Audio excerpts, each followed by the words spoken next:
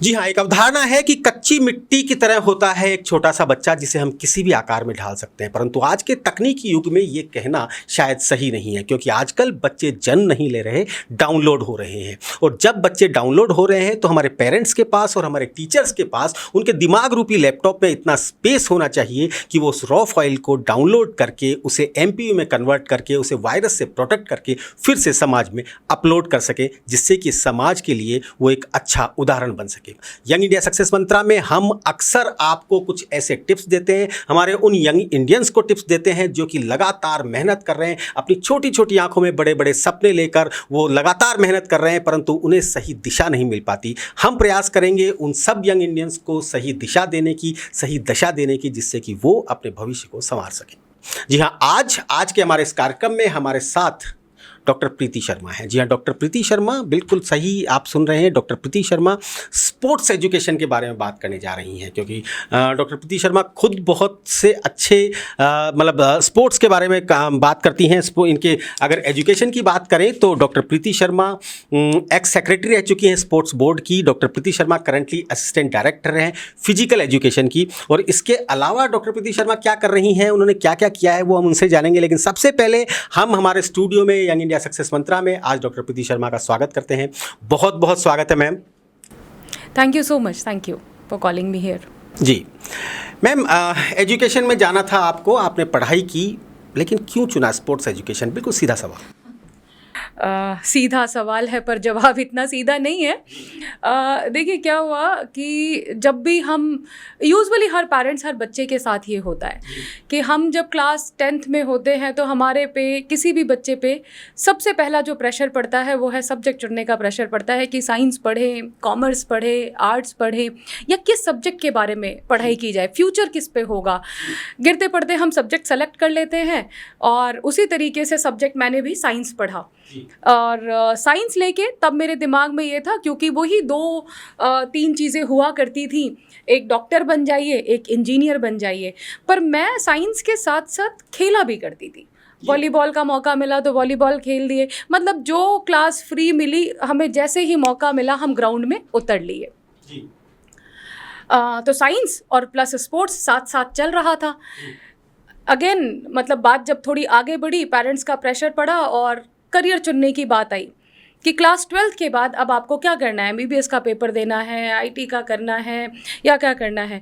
तो क्योंकि मैं खेलों में बहुत ज़्यादा मतलब रुचि रखती थी, इंटरेस्ट था मेरा, और मेरे फादर, मैं यहाँ उनको ज़रूर मेंशन करना चाहूँगी क्योंकि ये उनका ही सुझाया हुआ मार्ग है। मेरे फादर मेरा इंटरेस्ट देखते थे, जानते थे कि ये स्पोर्ट्स में अच्छा कर रही है, तो उनको एक रियलाइजेशन तो था कि अगर ये खेल कूद के विभाग में गई, कि कुछ उससे संबंधित कोई कोर्स कराया जाए तो ये अच्छा कर सकती है। तो उन्होंने मेरे को सुझाया कि क्यों ना बैचलर ऑफ फिजिकल एजुकेशन किया जाए, जो कि 4 वर्ष का कोर्स था। तो हमने वो MBBS और वो जो डॉक्टर, इंजीनियरिंग और बहुत सारे वो जो बहुत सारे करियर ऑप्शंस थे, उसको छोड़ के उस वक्त हमारे पिताजी के द्वारा सुझाए हुए मार्ग पे चलने का मैंने फैसला लिया। और क्योंकि मैं खेलती थी तो मैं बड़ी खुश हुई कि अब तो 4 साल मुझे सिर्फ खेलना है, पढ़ाई लिखाई करनी नहीं पड़ेगी। और ये सोच के मैंने बैचलर ऑफ फिजिकल एजुकेशन का कोर्स किया। और कहाँ से मतलब कहाँ से आपने शुरू किया? जी, तो मैंने जो मेरी ग्रेजुएशन की है, ये 4 ईयर इंटीग्रेटेड कोर्स है, ये मैंने बनारस हिंदू यूनिवर्सिटी वाराणसी से की है। और वहाँ के बाद मास्टर्स करनी थी मुझे। मास्टर्स के लिए मैं LNIPE ग्वालियर गई, Lakshmibai national institute of physical education, Mecca Medina कहा जाता है स्पोर्ट्स का। यहाँ हर कोर्स, चाहे वो ग्रेजुएट लेवल का हो, चाहे वो PG लेवल का हो, चाहे वो PhD का हो, चाहे कोई कोर्स स्पेशलाइजेशन है, every course is related to sports. मैंने वहाँ से अपनी मास्टर्स की, नेट JRF किया, PhD भी की। PhD में मैंने पोस्चरल डिफॉर्मिटीज़ जो है स्कूल चिल्ड्रंस के बीच में और लाइफस्टाइल फैक्टर का क्या इम्पैक्ट पड़ता है उसके बारे में काम किया, काफ़ी रिच। और PhD करने के बाद मैं मतलब यहाँ ज़रूर मेंशन करना चाहूँगी कि मैं इंडिया की प्रथम महिला भी हूँ शारीरिक शिक्षा विभाग में जिन्होंने पोस्ट डॉक्टोरल रिसर्च की। UGC की तरफ से ये स्पॉन्सर्ड प्रोग्राम था, मैंने इस प्रोग्राम को किया सक्सेसफुली 2017 में। जिवाजी यूनिवर्सिटी मेरा रिसर्च सेंटर था और वहाँ के बाद 2018 में मैं राजस्थान विश्वविद्यालय में नियुक्त हुई सहायक निदेशक के रूप में। तो ये मेरी एक मतलब एजुकेशनल जर्नी रही है। मतलब आपने सोचा था कि अब सिर्फ खेलना है, खेलना है, खेलना है, कभी सोचा था कि खेलने को इतना पढ़ना पड़ेगा? बिल्कुल नहीं। जब मैंने एडमिशन लिया था, और मैं ही नहीं, मेरे साथ मैं आपको बताना चाहूँगी कि वहाँ BHU में एडमिशन होना ही अपने आप में एक अचीवमेंट होता है। मुझे याद है हमारे टाइम पे लगभग 600 से 650 लोगों ने टेस्ट दिया, जिसमें से सिर्फ 25 लोगों का सिलेक्शन हुआ जो वो इस कोर्स को कर पाए। और हम 25 के 25 यही जानते थे कि हमें तो दिन भर फील्ड में रहना पड़ेगा, पर हुआ हमारे साथ उल्टा। जितना समय हम ग्राउंड पे रहते थे उससे ज़्यादा समय हमें क्लासरूम में, थ्योरी टीचिंग में, लेसन प्लान्स में, डिफरेंट एकेडमिक एक्टिविटीज़ में रखा जाता था। और तब हमें पता चला कि स्पोर्ट्स में करियर सिर्फ ऑन द फील्ड नहीं है, ऑफ द फील्ड भी है। अगला सवाल इसी तरफ आ रहा था कि जब आपकी खेलकूद में इतनी रुचि थी, आप स्पोर्ट्स में इतना इंटरेस्ट दिखा रही थी, तो आपने अपना गोल किसी खेल को क्यों नहीं चुना? मतलब कि स्पोर्ट्स में मुझे जाना है, मुझे स्टेट खेलना है, उसके बाद मुझे कंट्री के लिए खेलना है। देखिए, ज़रूर जब भी हम कोई खेल शुरू करते हैं ना, तो हर व्यक्ति का सपना यही रहता है कि वो देश के लिए कोई मेडल लेके आए। और हमने भी, ऐसा नहीं है कि मेरा ये सपना नहीं था, मैंने बिल्कुल हमारा सपना ये था। हम नेशनल लेवल तक खेले भी, यूनिवर्सिटी के लिए खेले, राष्ट्रीय स्तर से लेके हमने मतलब राज्य स्तरीय खेलों तक पार्टिसिपेट किया। पर हर खिलाड़ी की अपनी लिमिटेशंस होती हैं, अपनी क्षमताएं होती हैं। हर कोई ओलंपिक्स में मेडल देगा ये ज़रूरी नहीं, हर कोई राष्ट्रीय स्तर पे मेडल देगा ये ज़रूरी नहीं है। अब क्रिकेट कहने को हर एक कोई खेलता है, पर क्या हर एक कोई सचिन तेंदुलकर बन पाता है? ये भी सोचने की बात है। शूटर बहुत सारे हैं, पर हर कोई राज्यवर्धन सिंह राठौर नहीं बन सकता। तो ज़रूर कोशिश करते हैं, प्रयास करते हैं, लेकिन ऐसी परिस्थितियाँ बनती हैं कि आप उस लेवल का मेडल नहीं प्राप्त कर पाते। जी, चलिए अब हम बात करते हैं उस मुद्दे की, उस बात की जिसके लिए हम इस पॉडकास्ट को कर रहे हैं। खेलना तो सब चाहते हैं, और कोई भी बच्चा ऐसा नहीं हो जो खेलने के लिए मना कर दे या स्पोर्ट्स के लिए मना कर दे, क्योंकि मतलब अगर देखा जाए तो सबसे अच्छा पीरियड, जिस पीरियड का इंतजार रहता है, वो स्पोर्ट्स का पीरियड ही होता है जिसका बच्चे इंतजार करते हैं। परंतु जब वो खेलने लगते हैं, हर बच्चा चाहता है, जब क्रिकेट खेल रहा होता है तो उसके दिमाग में कुछ सितारे होते हैं, वो बनना चाहता है। जब फुटबॉल खेल रहा होता है तो कुछ और सितारे उसके दिमाग में होते हैं, वो बनना चाहता है। लेकिन जो उसके पेरेंट्स होते हैं वो हमेशा ये कहते हैं कि खेल कूद में कुछ भी नहीं पड़ा, आप पढ़ाई कीजिए। यहाँ आकर जो दुविधा बच्चे के सामने आती है, उस दुविधा से कैसे निकले? देखिए, इससे पहले कि मैं पेरेंट्स पे जाऊं, हमें लगता है एक रियलिटी चेक भी करना चाहिए अपने को। जैसे कि बिल्कुल सही कहा आपने, खेल हर व्यक्ति खेलना चाहता है, कोई खेल के लिए ना नहीं करता है ना। तो खेल जो है दो तरीके से खेले जाते हैं। एक तो मनोरंजन के तौर पे खेल लिया कि आज हम बहुत सारा कुछ काम करके आए हैं, घर पे पहुंचे हैं, हमारे पास 3 लोग हैं, बच्चे हैं, 2 भाई बहन भी है, चलो मिलके आज सब लोग कैरम बोर्ड खेल लेते हैं या लूडो खेल लेते हैं या घर में कोई गली क्रिकेट खेल लेते हैं। Then there are professional sports, जिसमें आप स्पोर्ट्स को करियर की तरह चुन रहे हैं, जिसके बहुत सारे अलग अलग आयाम हैं। आप खिलाड़ी बन सकते हैं, आप मैनेजर बन सकते हैं, आप शिक्षक बन सकते हैं, निदेशक बन सकते हैं, कोच बन सकते हैं, an number of multiple opportunities है। तो मुझे लगता है कि सबसे पहले तो ये स्वयं में, हालांकि बच्चा उस लेवल पे नहीं होता, बच्चे से जुड़े माँ बाप और उनसे जुड़े जो वहाँ शारीरिक शिक्षक हैं या उनके साथ में और भी जो शिक्षक जुड़े हुए हैं, उनको बच्चे के उस टैलेंट पे ध्यान देने की आवश्यकता है। हमें उन्हें अपॉर्चुनिटी मतलब प्रदान करने की आवश्यकता है। अगर उन्हें खेल के मैदान में हम उतारते हैं, मान लीजिए किसी की 50 की स्ट्रेंथ है, 50 लोगों को एक फ्री पीरियड हुआ और फुटबॉल के मैदान में आपने उतारा, उस 50 में से मेरी बात गिन के रख लीजिए, अगर फुटबॉल ग्राउंड में देखेंगे तो कम से कम 20 बच्चे फुटबॉल की तरफ भागेंगे, 10 बच्चे कैंटीन की तरफ भागेंगे, 10 बच्चे बैठ के अपना कोई असाइनमेंट करने लग जाएंगे। यानी एक बात तो तय हो गई कि 20 बच्चों में कुछ कम या ज़्यादा इंटरेस्ट तो फुटबॉल के प्रति है।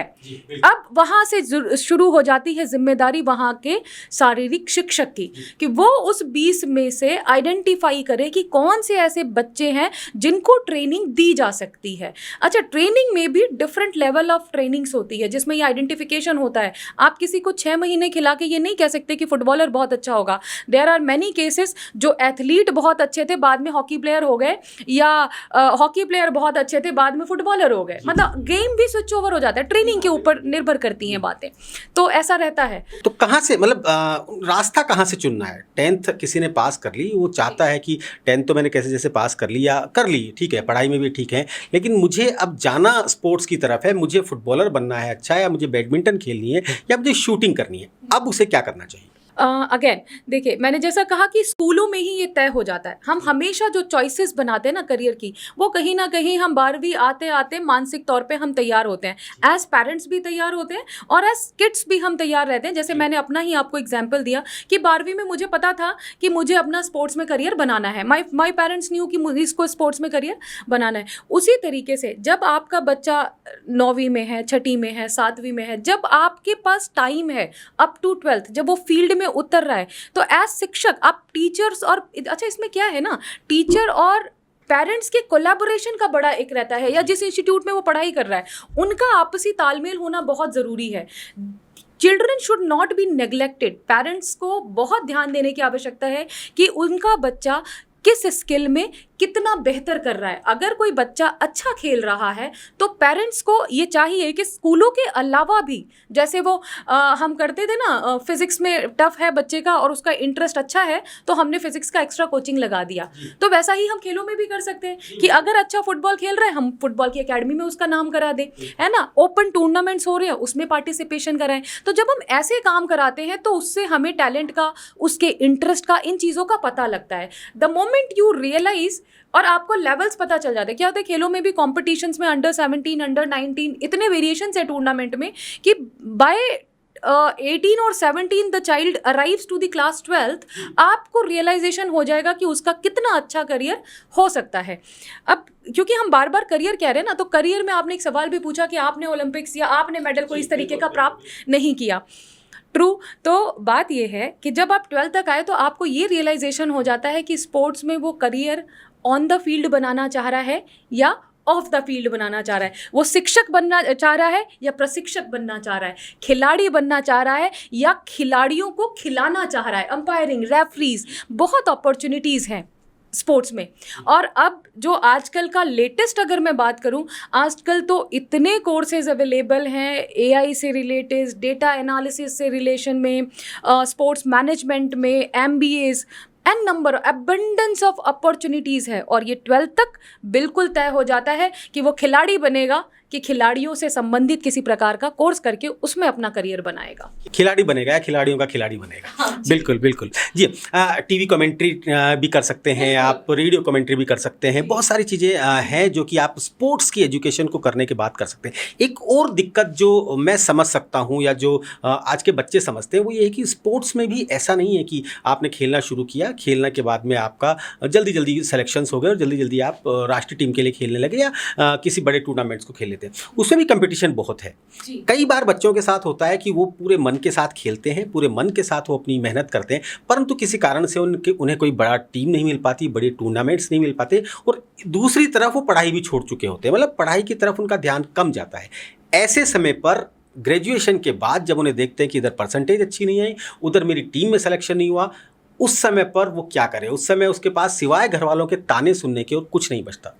देखिए, सबसे पहले तो मनोबल मत हारिए, और मुझे आपने ये प्लेटफॉर्म दिया है, मैं यहाँ कुछ कोर्सेज़ के नाम बताती हूँ जिससे ज़रूर मदद होगी, ऐसी मेरी उम्मीद है या मेरा मानना है।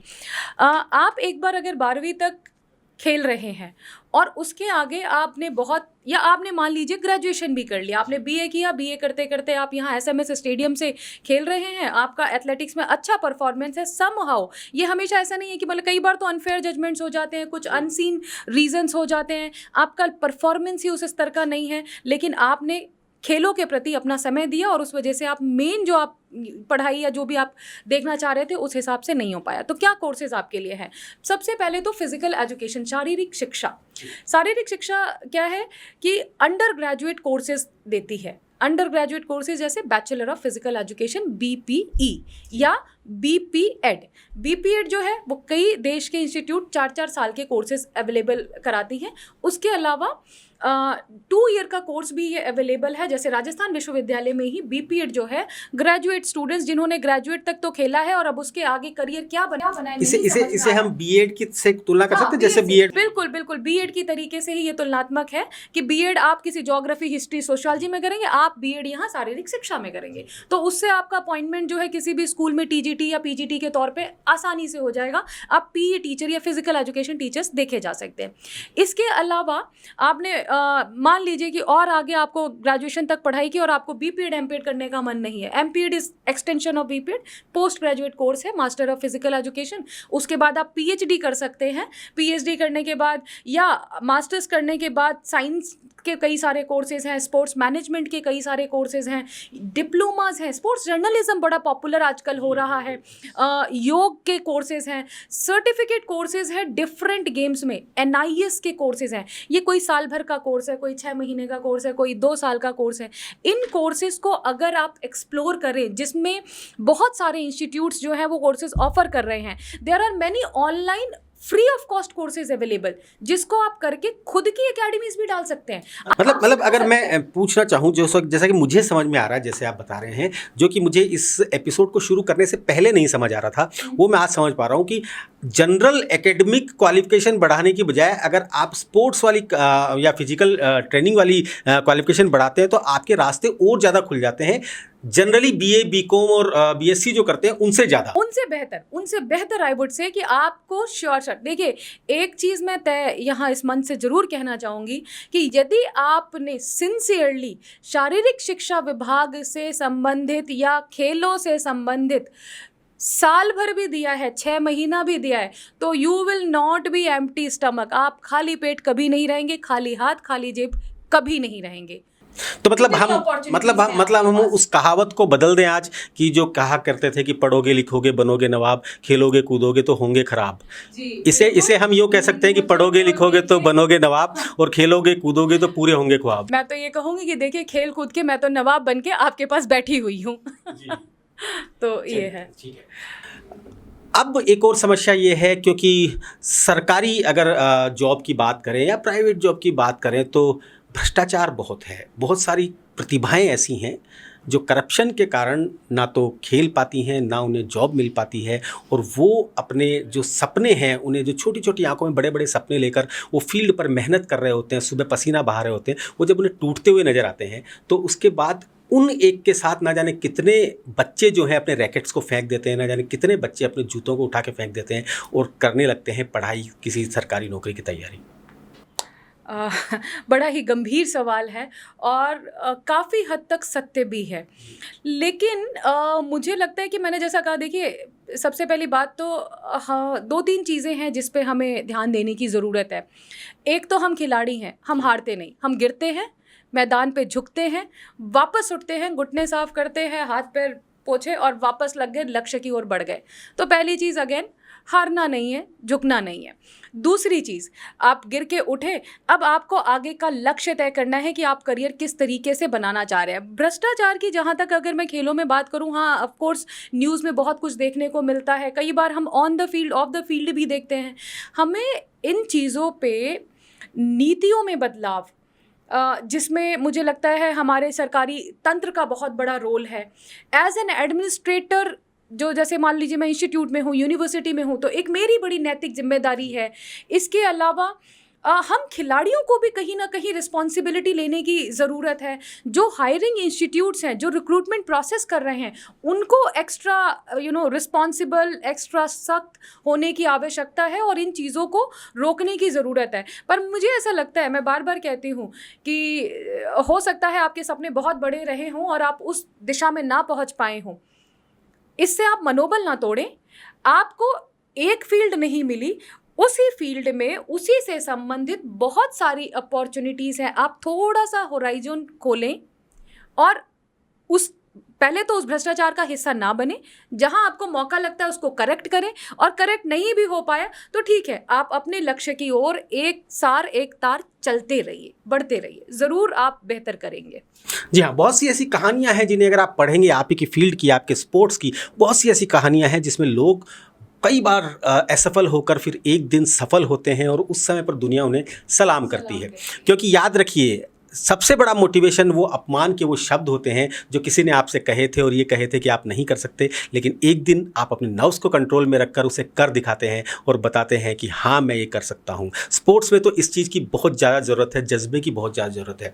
प्रीति जी, आप क्योंकि स्पोर्ट्स को जी रही हैं, आपके पास में स्पोर्ट्स के वो सामने ऐसे बच्चे हैं, नई पीढ़ी है जो कि स्पोर्ट्स में कुछ कर गुजरना चाहती हैं।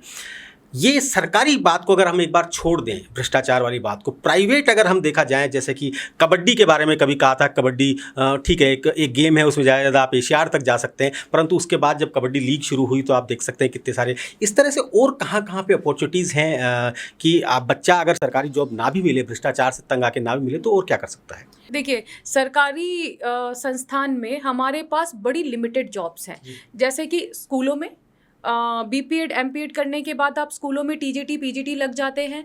अगर आप हायर एजुकेशन की पढ़ाई करते हैं तो सरकारी तंत्र में आप हमारी तरह असिस्टेंट डायरेक्टर या डायरेक्टर्स लग सकते हैं, असिस्टेंट प्रोफेसर्स बन सकते हैं, जैसे अदर विभागों में या दूसरे विभागों में लोग बनते हैं। और सरकारी में जॉब्स में मतलब आपके पास स्पोर्ट्स के सर्टिफिकेट्स हैं तो स्पोर्ट्स कोटा के थ्रू कहीं कहीं आपको कुछ नौकरियां मिल सकती हैं। लेकिन अगर आप सरकारी तंत्र की बात छोड़ दें, मैं प्राइवेट तंत्र की बात करूं, मैं एक बड़ा छोटा सा एग्जांपल आपके सामने ही सेटअप करके देती हूं, और अगर मुझे सुनने वाले लोग सुन रहे हैं तो उनको बड़ा एक आइडिया मिल जाएगा। हमारे यहाँ दो एग्जाम्पल दूंगी। एक कोई व्यक्ति है जिसको योग तो आजकल बिल्कुल लेटेस्ट ट्रेंड में है। आपको कुछ नहीं करना, आप 1 से 6 महीने का, कोई 6 महीने का डिप्लोमा कोर्स हो रहा हो, सर्टिफिकेट कोर्स, कोई कोर्स ऑफर हो रहा हो, राजस्थान विश्वविद्यालय में साल भर का कोर्स होता है, आप वहाँ प्रॉपर ट्रेनिंग लीजिए और आप अपना स्टूडियो सेटअप करिए योग का। आपको कुछ करने की ज़रूरत नहीं है, आप सिंगल अपना स्टूडियो, जहां आप घर पे हैं, छत पे, ज़्यादा स्पेस रिक्वायरमेंट नहीं है, कोई इक्विपमेंट रिक्वायर्ड नहीं है, बेसिक रिक्वायरमेंट्स के साथ आप शुरू कर सकते हैं। सुबह 2 घंटा, शाम 2 घंटा, है ना, 1.5 घंटे या 1 घंटे का आपने 2 बैच चला लिया। मैं आपको एक बेसिक सा एग्जाम्पल देती हूँ कि आपके एक बैच में हार्डली 15 से 20 लोग आ गए और 20-20 के इस तरीके से 4 बैच हो गए, तो कम से कम 80 लोग हो गए आपके पास। आपने कुछ नहीं, उनसे सिर्फ 1000 रुपीज़ पर मंथ चार्ज किया, तो आप समझिए घर बैठे आप कितना चार्ज कर रहे हैं, आप क्या कमा रहे हैं। इसके अलावा दूसरा एग्जाम्पल, हम ये कपड़े पहनते हैं, ट्रैक सूट्स पहनते हैं, हम सारे शूज़ पहनते हैं, कौन से ब्रांड के पहन रहे हैं? नाइक, एडिडास, है ना, प्यूमा, ज़्यादातर कंपनियां बाहर की हैं। हमारे यहाँ हमारे जो मैनेजमेंट के लोग हैं या हमारे जो एंटरप्रेन्योर्स हैं, वो क्या कर रहे हैं?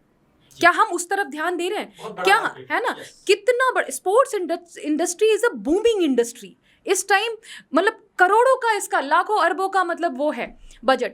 तो अगर हम इधर ध्यान दें, कुछ इस तरफ कोई एंटरप्रेन्योरशिप इक्विपमेंट के ऊपर काम कर सकें, क्लोथिंग के ऊपर काम कर सकें, शूज़ के ऊपर काम कर सकें, बहुत सारी चीज़ें। आजकल तो ग्राउंड्स में बहुत रिसर्चेस हो रही है, ग्राउंड के ऊपर अगर रिसर्च हो तो उसमें कितना कुछ किया जा सकता है। तो बहुत अपेंडेंस में अच्छा, आप अपनी एकेडमीज डाल सकते हैं। अगर आप बहुत अच्छे प्लेयर हैं, और जैसा क्या होता है, अच्छा चलिए मैं पढ़ाई से एग्जांपल देती हूँ। खूब सारे आईएएस के लोग होते हैं, तैयारी करते हैं, क्या सारे लोग आईएएस बन जाते हैं? नहीं।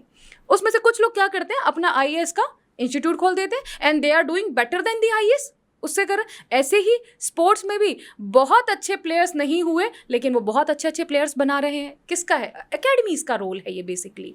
तो इस तरीके से करिए। मतलब स्पोर्ट्स से भी ज़्यादा अगर किसी की पूछ होती है तो वो है फिटनेस कोचेस, जो कि आप अपना फिटनेस सेंटर भी अपना स्टार्ट कर सकते हैं, क्योंकि आपको वो नॉलेज हो चुकी होती है कि आपको क्या चाहिए, कैसे चाहिए। क्योंकि स्पोर्ट्स के जितने भी लोग हैं जो स्पोर्ट्स की तैयारी कर रहे हैं, उन्हें सबसे पहली ज़रूरत होती है तो फिटनेस कोच की ज़रूरत पड़ती है। जी हाँ, मतलब कि बहुत सारी रास्ते हैं। ये जो शब्द मैं आपसे बार बार कहलवाना चाह रहा हूँ, वो उन पेरेंट्स के लिए कहलवाना चाह रहा हूँ जो कि अपने बच्चों के बैट को छुपा के रख देते हैं, अपने बच्चों के रैकेट्स को छुपा के रख देते हैं और उन्हें कहते हैं कि आप पढ़ाई कीजिए, बल्कि वो उनकी उस प्रतिभा को नहीं देख पाते हैं। देखिए, मैं तो हाथ जोड़कर विनम्र विनती करती हूँ उन सभी माँ बाप के पास जिनके पास ऐसे होनहार बच्चे हैं जो इंडोर एक्टिविटीज़ छोड़ के आउटडोर एक्टिविटीज़ में आज के युग में उतर रहे हैं, स्पेशली कोविड के टाइम।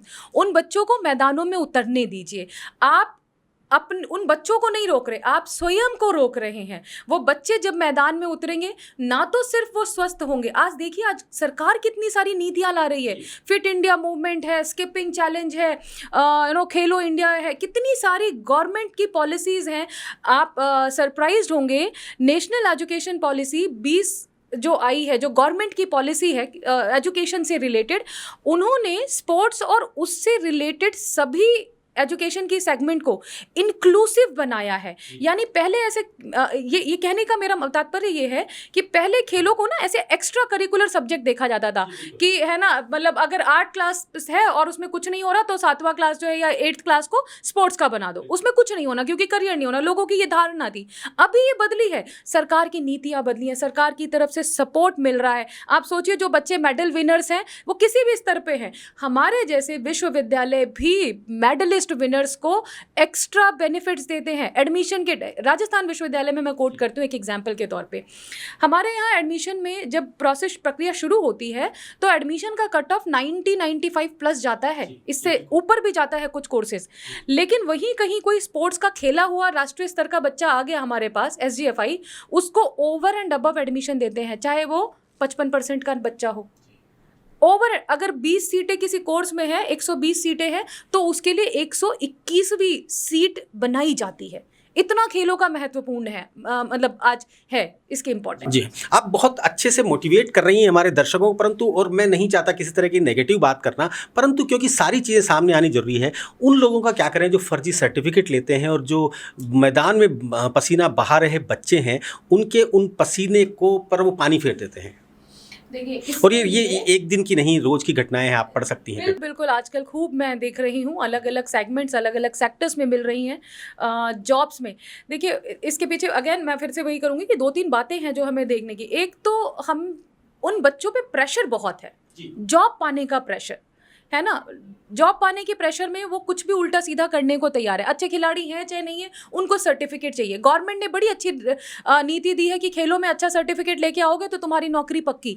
अब उसने क्या किया, अच्छा स्पोर्ट्स एक मोटिवेशन तो दिया ही है, इंसेंटिव है ये, लेकिन इस इंसेंटिव का लोगों ने गलत फायदा उठाना शुरू किया। तो जैसे मैंने पहले किया कि रिक्रूटमेंट प्रोसेस है, इसको हमें स्ट्रिंजेंट करने की ज़रूरत है। हम जो सर्टिफिकेट जारी कर रहे हैं उन सर्टिफिकेशन के नंबर्स होने चाहिए। किसी भी इंस्टीट्यूट ने अगर मान के चलिए कि राजस्थान विश्वविद्यालय ने स्पोर्ट्स बोर्ड के माध्यम से 100 खिलाड़ियों को राष्ट्रीय स्तर का सर्टिफिकेट यूनिवर्सिटी लेवल का दिया है, तो ये तय होना चाहिए कि सन 2024-25 में ये 100 सर्टिफिकेट बांटे गए हैं और इसका पब्लिकेशन ऑनलाइन होना चाहिए, सो दैट कहीं से कोई भी इसकी एक्सेसिबिलिटी। और मैं तो ये आगे बढ़ के और कहती हूँ कि बेहतर हो कि जितने सरकारी संस्थान हैं वो सभी सर्टिफिकेट्स को उन आधार कार्ड से लिंक कर दें। आजकल सारी चीज़ें डिजिटाइज हो रही हैं, पैन इंडिया सारी चीज़ें सब कुछ डिजिटाइज हो रहा है, आपका बैंक अकाउंट डिजिटल है, आपका एवरीथिंग गवर्नमेंट जो है उसको डिजिटाइज कर रही है। व्हाई नॉट स्पोर्ट्स सर्टिफिकेट, इतना इंपॉर्टेंट सर्टिफिकेट है जो आपको सरकारी नौकरियां दे रहा है, तो इसको अगर हम ऐसा कर पाते हैं और अगर कोई व्यक्ति पकड़ा जाता है तो मुझे लगता है वहाँ पे हमें सख्त से सख्त कार्रवाई करने की आवश्यकता है। कारण ये है कि आपने सिर्फ एक सीट नहीं खाई, आपने वो रिसोर्स यूटिलाइज किया, उस रिसोर्स के बाद उस सिंगल सीट को, लेट्स से कि करप्शन से कोई एक सीट खराब हुआ तो उसमें कितना कुछ खराब हुआ, आप रिक्रूटमेंट प्रोसेस खराब हुआ, वो सीट खराब हुई, उसके अलावा वो जो एक्चुअल डिजर्विंग कैंडिडेट था, it is like killing that dream. So he और she should be hardly punished for such heinous crimes. मतलब चलिए, राजस्थान से आप हैं, राजस्थान में इस समय पर हैं, राजस्थान का एक वाकया मैं आपसे डिस्कस करना चाहूँगा कि एक लड़की जो है बहुत अच्छा क्रिकेट खेलती है, उसका वीडियो बॉम्बे में बैठे हुए, मुंबई में बैठे हुए सचिन तेंदुलकर के पास पहुंचता है, वो उसे ट्वीट करते हैं और उसके बाद उसके पास, उस लड़की के पास सहायता, मदद और लोग पहुंचने लगते हैं। क्या आपको नहीं लगता कि ये एक बहुत बड़ी विडंबना है कि हमारे ही स्टेट में एक लड़की खेल रही है, बच्ची खेल रही है और उसके बारे में हमारे यहाँ के लोगों को पता नहीं है, और मुंबई से एक खिलाड़ी, ठीक है सचिन तेंदुलकर ने अच्छा काम किया, ऐसे पता नहीं कितने प्रतिभाएं होंगी जो छुपी हुई होंगी। देखिए गवर्नमेंट इनिशिएटिव बहुत ले रही है। I must appreciate as an administrator, मैं इस बात को अप्रिशिएट कर रही हूँ। हमारे यहाँ टैलेंट आइडेंटिफिकेशन प्रोग्राम्स हो रहे हैं, जगह जगह छोटे छोटे ग्रामीण ओलंपिक्स हो रहे हैं, खेलो इंडिया के टूर्नामेंट्स हो रहे हैं, चाहे वो स्कूली स्तर पे हों या हायर एजुकेशन सिस्टम में हों। पर कहीं ना कहीं मुझे लगता है कि हमें अपने ग्राउंड लेवल पे काम करने की आवश्यकता अभी और है। और हमें उसमें जो हमें कमी दिख रही है, एक तो सही कोचेस की अवेलेबिलिटी होना।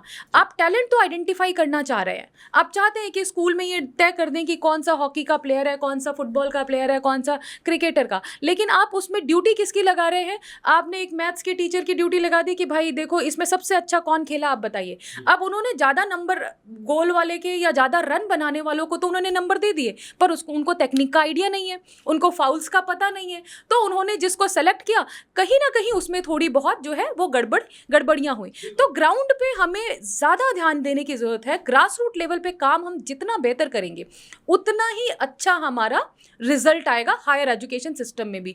हम चाहे राष्ट्रीय स्तर के खिलाड़ी ढूंढें, ओलंपिक्स के खिलाड़ी ढूंढें, असल में तो वो बच्चा किसी घर से और किसी स्कूल से निकल के आता है। तो जब यहाँ हम ध्यान देंगे तो हमारे बेहतर रिजल्ट आएंगे बिना किसी डाउट के। जी हाँ, कोई लक्ष्य मनुष्य के हौसलों से बड़ा नहीं, हारा वही जो लड़ा नहीं। आप अगर स्पोर्ट्स में कैरियर बनाना चाहते हैं तो आपको अपने नर्व्स को कंट्रोल में रखना होगा, आपको अपने आप को कंट्रोल में रखना होगा, आपको दमखम के साथ खेलना होगा, आपको अपने लक्ष्य को अपनी आंखों में बसा के रखना होगा, आपको अपने सपनों को बड़ा करना होगा। जी हाँ, कुछ ऐसी ही बातें डॉक्टर प्रीति शर्मा ने आज हमें बताई और हमें बताया कि स्पोर्ट्स एक ऐसा फील्ड है जिसमें ग्लैमर भी है, पैसा भी है, सक्सेस भी है, सफलता भी है, लेकिन थोड़ी सी मेहनत जरूरी है, रेगुलर मेहनत जरूरी है, नियमित मेहनत जरूरी है। जी हाँ, यंग इंडिया सक्सेस मंत्रा में आज आप पधारी, आपने बहुत अच्छे से हमारे बच्चों को, जो कि हमारे यंग इंडियंस हैं, उन्हें अच्छी अच्छी बातें बताई। आपका बहुत बहुत शुक्रिया। और आप सबके लिए एक बार फिर से मैं यही कहना चाहूँगा कि आप देखते रहें यंग इंडिया सक्सेस मंत्रा, क्योंकि यहाँ पर हम आपको हर उस विषय विशेषज्ञ से मिलवाएंगे जिसकी आपको ज़रूरत है। बहुत बहुत धन्यवाद। नमस्कार। बहुत बहुत धन्यवाद।